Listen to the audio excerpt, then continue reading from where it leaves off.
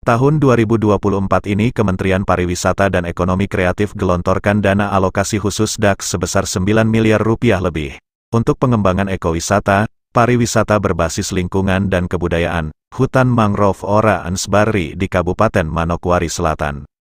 Hal ini dibenarkan Kepala Dinas Pariwisata dan Ekonomi Kreatif Manokwari Selatan, Yakobus Ramar.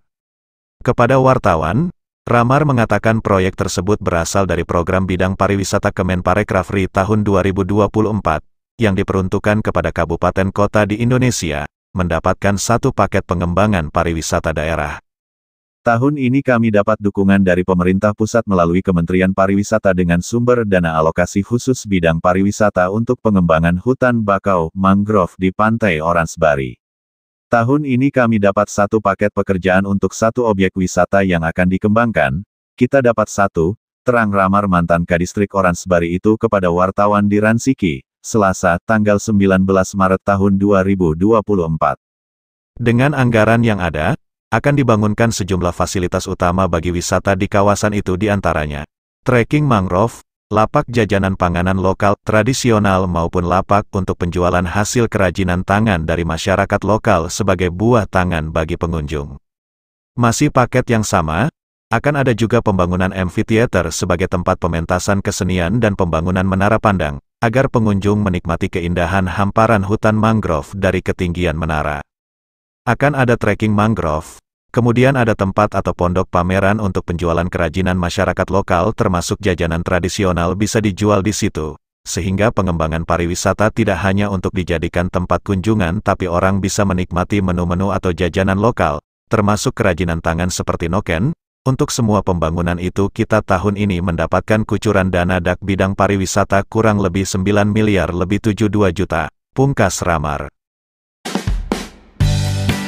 Kemudian untuk pengembangan ekowisata hutan mangrove Oransbari jangka panjang, Kepala Dinas Parekraf, Yakobus Ramar mengatakan dirinya untuk pertama kali telah menyiapkan satu anak Arfak sebagai duta pariwisata ke depannya. Menurut Ramar, anak Arfak tersebut bernama Dina Mary Demhi yang ia persiapkan sejak dirinya masih menjabat Sekretaris Distrik Oransbari. Saat ini Dina Mary Demhi, kata Ramar, sedang menyelesaikan pendidikan sarjana di Fakultas Keguruan Unima Manado.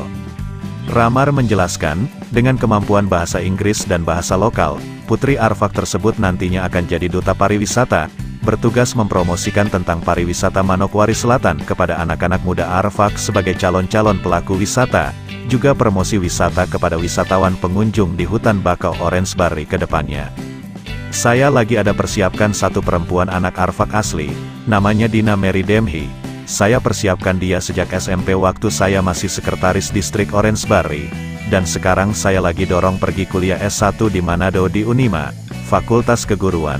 Mudah-mudahan dia selesai, dan rencana mau ditugaskan, untuk mempengaruhi anak-anak perempuan Arfak yang ada di dataran Manokwari Selatan ini.